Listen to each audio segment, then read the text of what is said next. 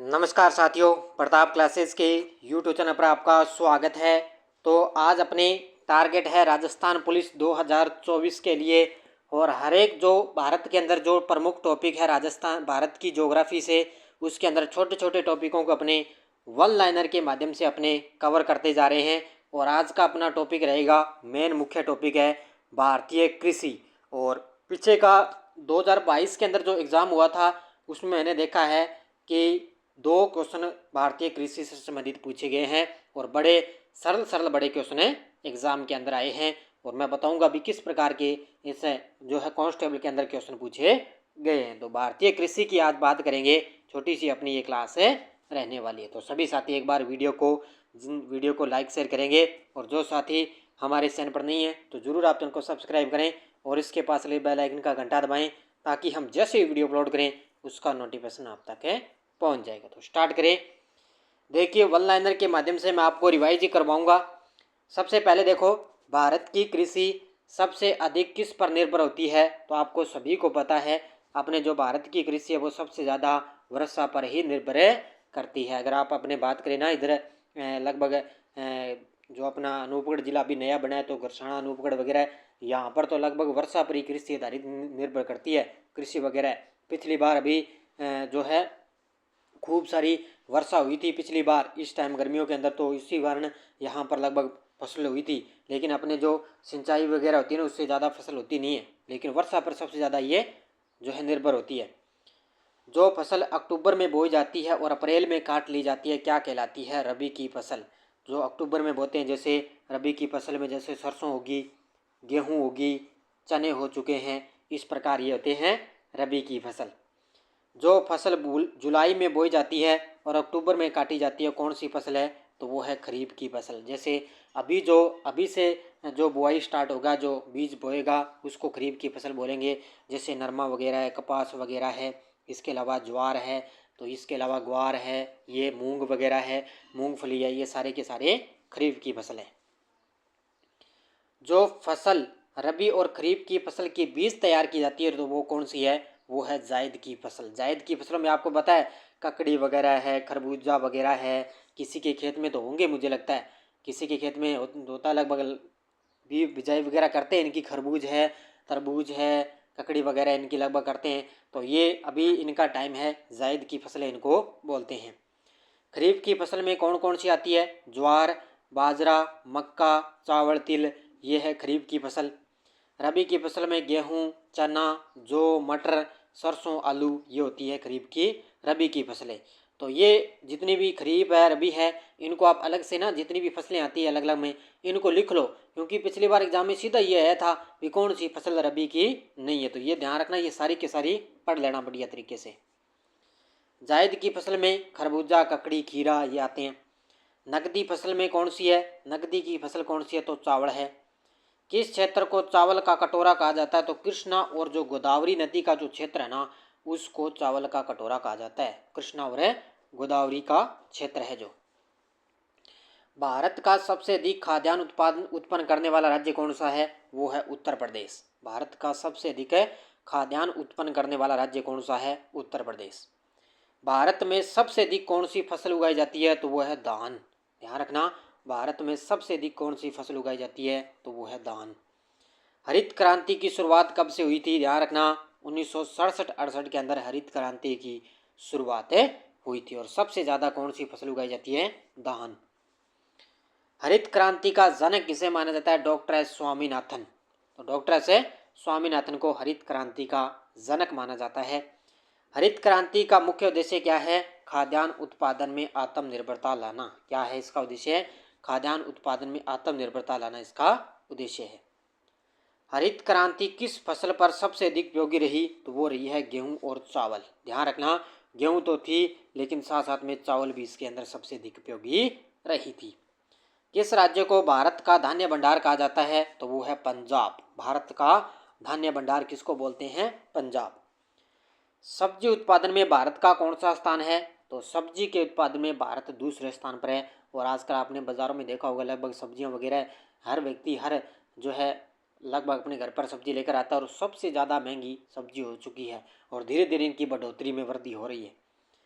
फल उत्पादन में भारत का कौन सा स्थान है? तो देखो फल उत्पादन में भी भारत दूसरे स्थान पर है और सब्जी उत्पादन में भी भारत दूसरे स्थान पर है।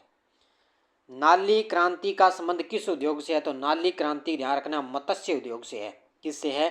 श्वेत क्रांति का संबंध किससे है? श्वेत क्रांति है दुग्ध उत्पादन से और नाली क्रांति का संबंध किससे है? मत्स्य उद्योग से। इसके बाद में सुनहरी क्रांति किस फसल से संबंध रखती है? सुनहरी क्रांति है बागवानी व शहद उत्पादन से। ये क्वेश्चन भी आया था पिछली बार है भी कौन सी बागवानी फसल है या कौन सी नहीं है? तो बागवानी व शहद उत्पादन से है सुनहरी क्रांति। गोल क्रांति, गोल तो आपको पता ही आलू गोल होता है तो उसके लिए गोल क्रांति। कौन सी क्रांति से संबंधित नहीं है? तो कृष्णा क्रांति, यह क्रांति से संबंधित नहीं है। गुलाबी क्रांति झींगा उत्पादन से। किससे है? गुलाबी क्रांति किससे संबंधित है? झींगा उत्पादन से। इसके बाद में है भारत में कुल कार्यशील जनसंख्या का कितने प्रतिशत भाग कृषि में लगा हुआ है? भारत में कुल कार्यशील जनसंख्या का कितना प्रतिशत भाग कृषि में लगा हुआ है? तो ये लगा हुआ 64.5। कितना? 64.5%। नीलगिरी के पहाड़ी क्षेत्र में कौन सी फसल उगाई जाती है? तो वो है कॉफी। कौन सी है? नीलगिरी के पहाड़ी क्षेत्र में कॉफी उगाई जाती है।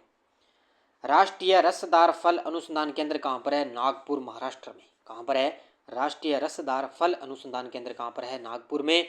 और नीलगिरी के पहाड़ी क्षेत्र में कॉफी उगाई जाती है। अंगूरों की खेती के लिए कौन सा शहर प्रसिद्ध है? तो वो है नासिक, महाराष्ट्र। नासिक महाराष्ट्र के अंदर है जो अंगूरों की खेती के लिए प्रसिद्ध है। मूंगफली भारत में सबसे अधिक किस राज्य में उगाई जाती है? तो मूंगफली होती है सबसे ज़्यादा कहाँ पर? गुजरात के अंदर। कहाँ पर होती है? गुजरात में सबसे ज़्यादा।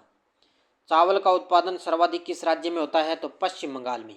चावल का उत्पादन सर्वाधिक है किस राज्य में होता है? तो पश्चिम बंगाल में। भारत के किस राज्य में गेहूं की खेती नहीं होती? देखो गेहूं की खेती नहीं होती, बड़ा गजब का क्वेश्चन है ये। तमिलनाडु ऐसा राज्य है जहां पर गेहूं की खेती नहीं होती। और चावल का सबसे अधिक उत्पादन कौन करता है? पश्चिम बंगाल। किस फसल की कटाई व बुआई में सबसे अधिक समय लगता है? तो वो है गन्ना। तो गन्ना, आपने गन्ने का जूस पिया होगा, तो इस फसल की कटाई व बुआई में सबसे अधिक समय लगता है। तिलहन प्रौद्योगिकी मिशन की शुरुआत कब हुई? तो 1986 में।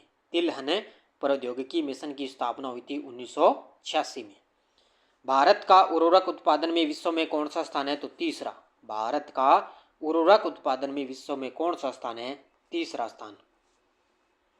वर्तमान में भारत के सकल घरेलू उत्पाद में कृषि व सब क्षेत्र का योगदान कितना है? भारत में वर्तमान में भारत के सकल घरेलू उत्पाद में कृषि व संबल क्षेत्र का योगदान कितना है? तो 13.67 यानी कि 13.67%। मूंगफली में दाने का औसत कितना प्रतिशत है? तो मूंगफली में दाने का औसत प्रतिशत है 70%। कितना योगदान है? 70। केंद्रीय शुष्क भूमि खेती अनुसंधान संस्थान कहाँ स्थित है? तो यह हैदराबाद में। केंद्रीय शुष्क भूमि खेती अनुसंधान संस्थान कहाँ पर है? हैदराबाद में।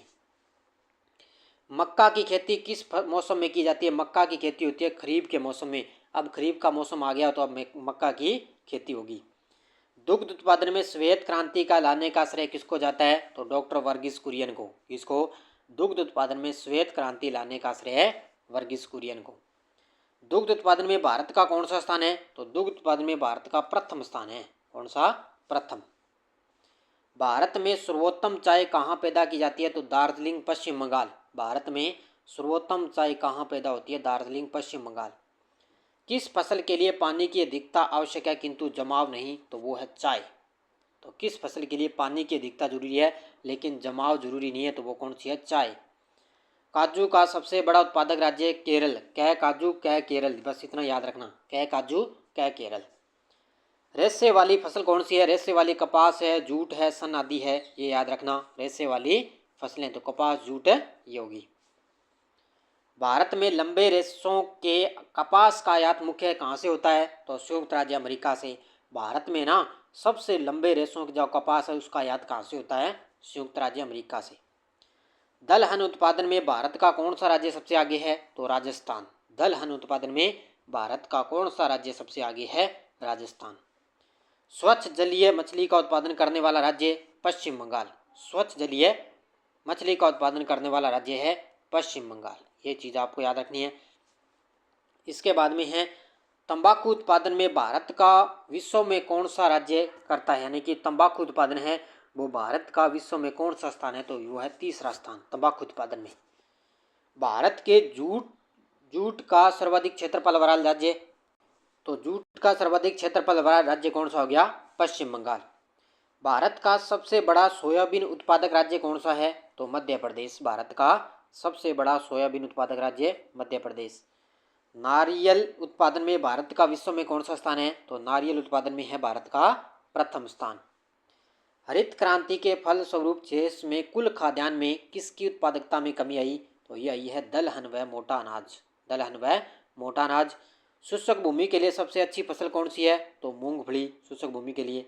झूम क्या है, झूम एक कृषि का एक तरीका, ध्यान रखना, जिसको अलग अलग नामों से जानते हैं। बड़े पैमाने पर जूट की खेती किस नदी के क्षेत्र में की जाती है, तो हुगली। हुगली नदी क्षेत्र में, जो पश्चिम बंगाल में ना हुगली नदी, वहाँ पर बड़े पैमाने पर जूट की खेती की जाती है। केसर सबसे अधिक मात्रा में कहाँ होता है, केसर। केसर होता है कै केसर कै कश्मीर, काजू कै केरल और कै केसर कश्मीर। कृषि को उद्योग का दर्जा देने वाला पहला राज्य महाराष्ट्र। कृषि को उद्योग का दर्जा दिया था सबसे पहले महाराष्ट्र ने। किस समिति ने कृषि जोतों पर कर लगाने की संस्तुति की, तो वो थी राज समिति। कौन सी थी, राज समिति। तो ये मेन मुख्य थे भारतीय कृषि से संबंधित मैंने करवा दिए। अगर आएगा तो लगभग यहीं से क्वेश्चन आपके लिए पूछा जाएगा। तो ये शॉर्टकट छोटी छोटी वीडियो है, छोटे छोटे इंपॉर्टेंट लाइनें मैं आपको मैंने करवा दी। तो सारे विद्यार्थी वीडियो को ज़्यादा ज़्यादा लाइक शेयर करते रहना। और आज है ना ऐप के अंदर जो अपनी वार्षिक करंट अफेयर्स की टेस्ट सीरीज है उसके अंदर 50% की छूट है ऐप के अंदर। इस मौके का फ़ायदा उठा लेना। कल भी छूट थी लेकिन आज 12 बजे तक अंतिम मौका है।